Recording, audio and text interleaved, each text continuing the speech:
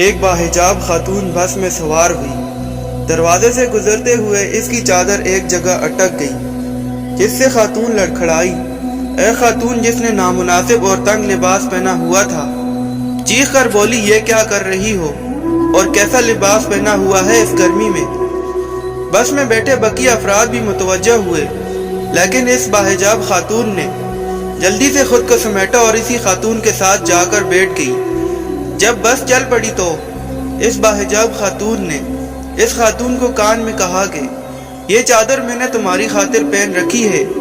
یہ سن کر اس خاتون نے کہا کہ میری خاطر؟ میں نے تمہیں کب کہا کہ میری خاطر تم چادر پہنو اور اس گرمی میں پسینے سے شرابور ہو؟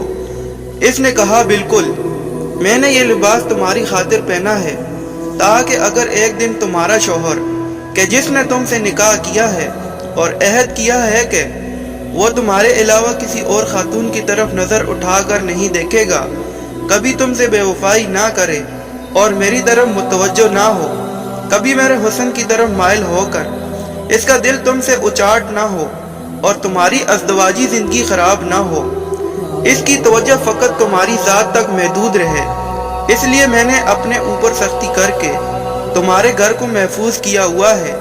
میں گرمی کی شدت میں بھی اپنے جسم کی نمائش نہیں کرتی تاکہ کوئی مرد اپنے گھر کی خواتین سے خیانت نہ کرے، اور یہ مت بھولو کہ میں بھی تمہاری طرح عورت ہوں۔ میرا بھی دل کرتا ہے کہ لوگ میری تعریف کریں، اور جب تک میں نظروں سے اوجھل نہ ہو جاؤں لوگ میرے حسن کی مدح کریں، لیکن میرا بھی ایک شوہر ہے جس سے میں خیانت نہیں کرنا چاہتی، کیونکہ میری نظر میں مجھ پر فقط میرے شوہر کا حق ہے اور میں اس حق میں خیانت نہیں کروں گی۔